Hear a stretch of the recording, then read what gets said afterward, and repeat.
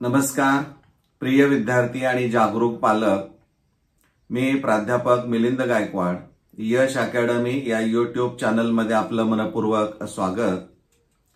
नियमित फेरी 4 करिता प्रत्यक्ष विद्यार्थी प्रवेशाकरिता जो कालावधी दिलेला आहे तो 31 जुलै 2025 सकाळी 10 वाजल्यापासून ते 2 ऑगस्ट 2025 सायंकाळी 6 ते 6:30 वाजेपर्यंतचा असणार आहे।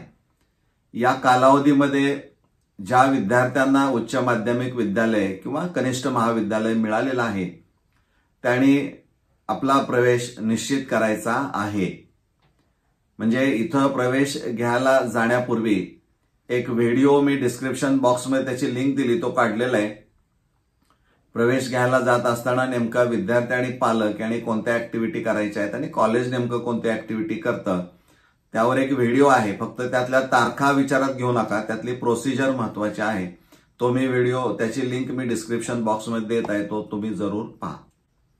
दुसरं एक महत्वाचं असं आहे की कालचं एक परिपत्रक आहे, त्या परिपत्रकामध्ये कोटा अंतर्गत ज्या जागा आहेत, म्हणजे इन हाऊस कोटा असेल, मॅनेजमेंट कोटा असेल किंवा अल्पसंख्याक कोटा असणार आहे। या अनुषंगानं एक सर्क्युलर जारी केलेला आहे आणि त्यामध्ये त्यांनी उल्लेख केलेला आहे की इन हाऊस कोटा आणि मायनॉरिटी कोटा या दोन्हीच्या बाबतीमध्ये आता 4थ्या फेरीसाठी जो प्रत्यक्ष प्रवेश देण्याचं काम चालू आहे 2 तारखेपर्यंत, 2 ऑगस्ट 2025 पर्यंतच या जागा भरण्यास मुभा या व्यवस्थापनाला दिलेली आहे।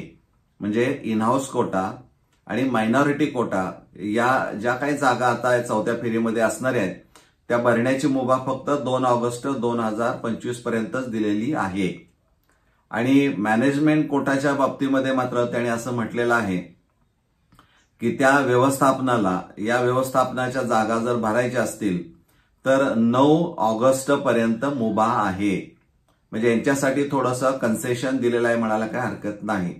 म्हणजे 9 ऑगस्ट पर्यंतच तुम्ही या जागा भरू शकता, त्यानंतर मग इन हाऊस कोटा असू दे, इन हाऊस आणि इन हाऊस कोटा, अल्पसंख्याक कोटा जो असणार आहे त्या 3 तारखेला 2 तारखेपर्यंत भरून ज्या काही शिल्लक राहतील त्या कॅप राऊंडला तुम्ही प्रत्यार्पित करायच्या आहेत। आणि मॅनेजमेंट कोटाच्या ज्या काही जागा असणार आहेत त्या 9 नंतर तुम्ही प्रत्यार्पित कॅपकडे करायच्या आहेत। म्हणजे हे विद्यार्थ्यांना माहीत असायला पाहिजे, कारण अनेक शिक्षण संस्था आणि त्यातलं व्यवस्थापन हे काही पालकांना आमिष दाखवून आम्ही या पद्धतीनं तुम्हाला प्रवेश देऊ असं ते म्हणत आहेत। त्यावर किती विश्वास ठेवायचा हे तुमचा डिसिजन असणार आहे। परंतु सर्क्युलर जे आलेलं आहे ते तुमच्यापर्यंत पोहोचवणं हे माझं काम आहे, तुम्हाला माहिती देणं हे माझं काम आहे, त्यामुळे ते सांगितलेलं आहे। आता ह्या ज्या तारखा त्यांनी दिलेल्या आहेत किंवा इन हाऊस आणि अल्पसंख्याकला 2 ऑगस्ट पर्यंत, त्यानंतर प्रत्यार्पित करा। आणि व्यवस्थापनाला, मॅनेजमेंट वाल्याला सांगितले की तुम्ही 9 पर्यंत आणि त्यानंतर त्या प्रत्यार्पित करा। याचा सरळ अर्थ होतो की जो मधला कालावधी असणारा आहे या कालावधीमध्ये निश्चितच विशेष फेरी जी असणारी आहे ओपन टू ऑल किंवा सर्वांसाठी खुले, ह्या फेरीचं आयोजन 100% होणार आहे। आता या दरम्यान, या मधल्या काळामध्ये कशा पद्धतीनं नियोजन करतील त्याचं शेड्यूल्ड अजून आलेलं नाहीये, त्याचं वेळापत्रक जाहीर झालेलं नाही। ते वेळापत्रक कदाचित या 2 दिवसामध्ये ते जाहीर होईल, कारण मी एक सांगितली डेट तर त्याच्या आतच तो प्रोग्राम अलॉट होतो, जाहीर होतो। त्यामुळं आपण जी वेबसाईट असणारी आहे FYJCadmissions.in या वेबसाईटवर आपण जाऊन ते बघायला काही हरकत नाही तो बदल, किंवा मला कळाल्यानंतर मी लगेच तात्काळ त्यावर व्हिडिओ निश्चित काढेन, ती माहिती तुमच्यापर्यंत पोहोचवेल। पण कदाचित 2 तारखेपर्यंत जास्तीत जास्त किंवा अगदी 3 तारखेपर्यंत हे शेड्यूल्ड ओपन टू ऑल या फेरीचं निश्चित लागेल आणि ते फेरीचं ऑनलाईन कन्सर्न पण तुम्हाला ते मागून घेतील, ते शेड्यूल डिक्लेअर केलं जाईल आणि मी तुम्हाला ते कळवेन।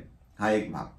सगळ्यात महत्वाचा भाग आहे की कमेंट बॉक्समध्ये ज्या कमेंट्स येत आहेत त्यामध्ये नाराजी बऱ्यापैकी दिसत आहे, उघड आहे, त्याच्याशी मी स्वतः देखील सहमत आहे। कारण कालपासून मी स्वतः सुद्धा नाराज आहे, कारण या प्रवेश प्रक्रियेचं वैशिष्ट्य असं असलं पाहिजे की सुरुवातीच्या फेरीपासून शेवटच्या फेरीपर्यंत आपण येऊ तसतसं विद्यार्थी संख्या ही कमी व्हायला पाहिजे. म्हणजे मग कॉलेजेस रेग्युलर सुरू झाले असते वेळेमध्ये. पण तसं नाही झालं तर वरचेवर तो फुगवटा विद्यार्थ्यांचा वाढत गेलाय आणि त्यामुळे ते मॅनेजमेंट जे असणार आहे किंवा जे काही सॉफ्टवेअर असणार आहे हँडल करणारे त्यांना कदाचित या गोष्टींचा अंदाज आलेला नसेल. त्यामुळं हा प्रॉब्लेम झालेला दिसतोय. आता जे झाले ते झाले, वस्तुस्थिती दिसते की फुगवटा आहे ओपन टॉलला. त्यामुळं कसं नियोजन करतील, किती दिवसात करतील याबद्दल मी स्वतः साशंक आहे. आल्यानंतर कळविनच. कमेंटमध्ये ज्या कमेंट्स येत आहेत त्यापेक्षा तुम्ही थेट मला फोन करा आणि त्याचं सोल्युशन माझ्या परीनं मी सांगण्याचा प्रयत्न करेन. म्हणजे कोणतीही अडचण तुम्हाला आली आणि जे काही माझं लॉजिक असणार आहे किंवा जे मला वाटतं या प्रक्रियेमध्ये जो आतापर्यंतचा जो काही अनुभव असणार आहे त्यातून जर मी विचार केला तर निश्चित तुम्हाला काही चांगल्या गोष्टींचं सजेशन मी 100% देण्याचा प्रयत्न करेन. आता 10 वाजल्यापासून आज 10 वाजल्यापासून प्रत्यक्ष प्रवेश द्यायला सुरुवात होणारी आहे. त्यामुळं काही विद्यार्थ्यांनी अगोदरच कालपासूनच ते पाहतायत तर ते नॉट ऍडमिटेड वगैरे दिसत आहे. जे काही शेरे असतील तर ते प्रत्यक्ष ज्यावेळी सुरुवात होईल त्यावेळेपासूनच या सगळ्या गोष्टी आपण करा. त्यानंतर काही अडचणी आल्या तर आपण त्याचा निश्चित विचार करू, त्याच्यावर काही सोल्युशन निघतंय का ते पण सांगण्याचा प्रयत्न करू. पण ओपन टू ऑलचा अर्थच असा आहे की तुम्ही आता 4थ्या फेरीमध्ये तुम्हाला कोणतं कॉलेज मिळालं, कोणतं मिळालं नाही, ज्यांना मिळालं नाही मग पहिला आहे का दुसरा आहे का, काय प्रवेश रद्द करायचा वगैरे वगैरे. जर तुम्हाला 4थ्या फेरीला नको असेल आणि ओपन टू ऑल यायचं असेल तर प्रवेश घ्यायचं काही कारण नाही, कारण आता सगळ्यांनाच त्या फेरीमध्ये सामावून घेणार आहेत हे उघड आहे. फक्त तिथं प्रॉब्लेम आहे की पसंती क्रमांक 1 त्या ओपन टू ऑल आल्यानंतर पुन्हा त्यांचं काय करणार याच्याबद्दल मात्र अजून कुठं काही उल्लेख तसा नाहीये की काय केलं पाहिजे किंवा काय नाही. तर ओपन टू ऑल मध्ये बहुतेक हा रूल असणार नाहीये की डायरेक्ट तुम्ही ऍडमिशन घ्या, पण ते ऑनलाईन पद्धतीनं जे कॉलेज त्या पद्धतीनं ते असणार आहे. तर मला वाटतंय की आपण हे काही नवीन अपडेट आले ते तुमच्यापर्यंत पोहोचवलेले आहे. नेमकं प्रत्यक्ष प्रवेश घ्यायला जाण्यापूर्वी कोणता व्हिडिओ पाहायचा याबद्दल तुम्हाला सांगितलेलं आहे. आणि कमेंटमध्ये कमेंट करायला काही हरकत नाही, परंतु थेट मला जर मोबाईल केला तर निश्चित मी तुम्हाला त्याच्यावर मार्ग सांगेन. धन्यवाद.